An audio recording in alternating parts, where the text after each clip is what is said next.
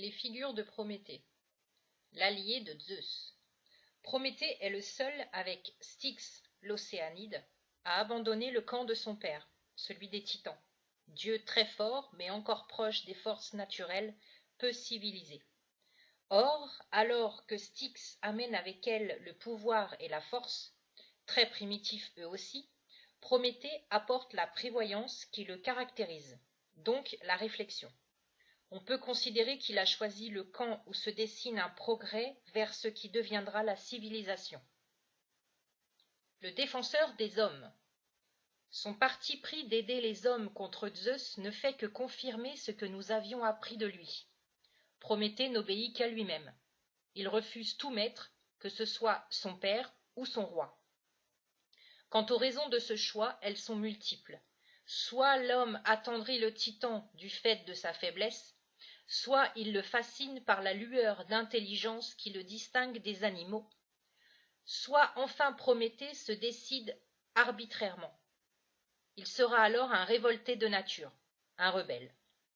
Ce qui est toujours vrai, c'est sa détermination et sa constance après avoir fait son choix, le courage qu'il manifeste en acceptant tous les risques liés à sa décision et son propre sacrifice. Certains prendront ces qualités en bonne part, persévérance et volonté. Pour d'autres, au contraire, il s'agira d'orgueil et d'obstination. Le créateur de l'humanité civilisée. Les trois interventions majeures de Prométhée vont toutes dans le même sens. La station debout, le feu et le sacrifice, actes majeurs de la religion grecque, sont trois étapes vers la civilisation telle que la concevaient les Grecs. Les deux premières, en éloignant l'homme de l'animalité, le rapprochent des dieux, mais la troisième l'en sépare définitivement, ce qui est caractéristique de cette religion. Faire de Prométhée celui qui modèle la première statue humaine, c'est simplement mettre les points sur les i, énoncer plus clairement ce qui se comprend déjà très bien à travers ses interventions. De la même façon, insister sur ces différents enseignements auprès de l'humanité n'ajoute guère au personnage. Sur le plan symbolique, le feu représente les arts et les techniques, puisqu'il est l'apanage d'Héphaïstos, forgeron et joaillier divin. Le supplicié. Dans l'imaginaire commun, Prométhée est inséparable de son bourreau, l'aigle qui lui dévore le foie. On peut faire bien des remarques à ce propos, et en particulier sur le sens originel de ces éléments. Tout d'abord, l'aigle est l'animal qui relie la terre au ciel, animal de Zeus, dieu du ciel et de la foudre, donc susceptible d'apporter aux hommes le feu du ciel. Certains n'hésitent pas à dire que dans un état précédent de la légende, ou dans une légende rivale, c'est l'aigle qui remplissait la fonction de Prométhée voleur de feu. Par la suite, pour intégrer l'aigle à la dernière version du mythe, le seul rôle qui restait disponible était celui de bourreau. Par ailleurs, nous savons aujourd'hui que le foie est le seul organe humain capable de se régénérer naturellement quand il est lésé.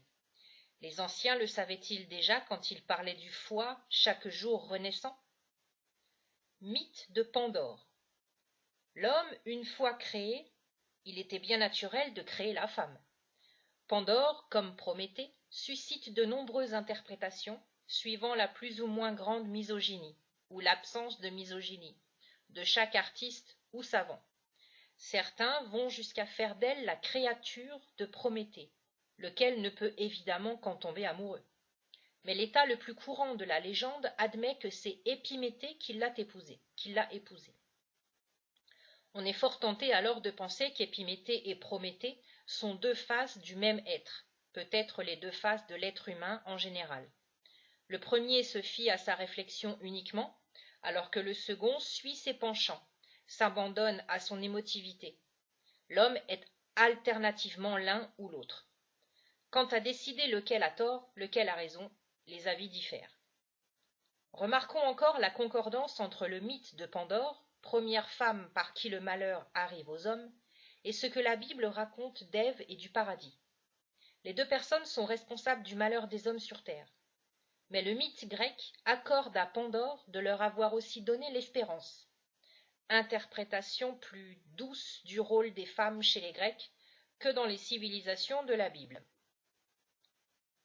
Le mythe de Prométhée entre Dieu et homme.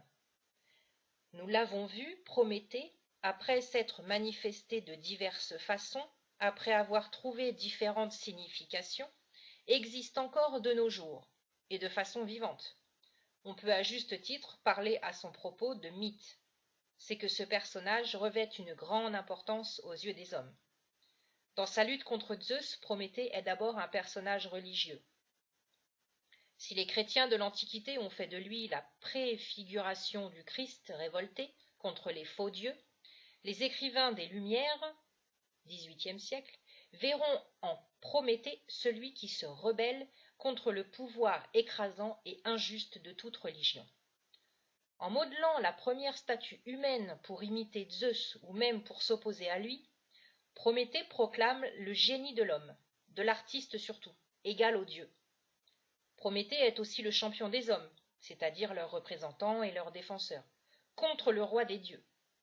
Cette opposition devient particulièrement féconde dans les périodes marquées par des explosions politiques ou intellectuelles. Le XIXe siècle, par exemple, époque du romantisme et des révolutions. En effet, Prométhée devient alors symbole de la révolte et du rejet de l'ordre établi. Le plus souvent, il incarne l'intelligence humaine, à l'opposé d'Épiméthée. Mais il est aussi, exceptionnellement, en tant que porteur du feu, le symbole de l'homme d'action, celui qui met en pratique les grandes idées. Au contraire d'un Épiméthée qui devient un doux rêveur, à l'esprit un peu fumeux. Mais Prométhée n'est pas seulement un héros positif. D'abord, il connaît aussi la souffrance et la torture.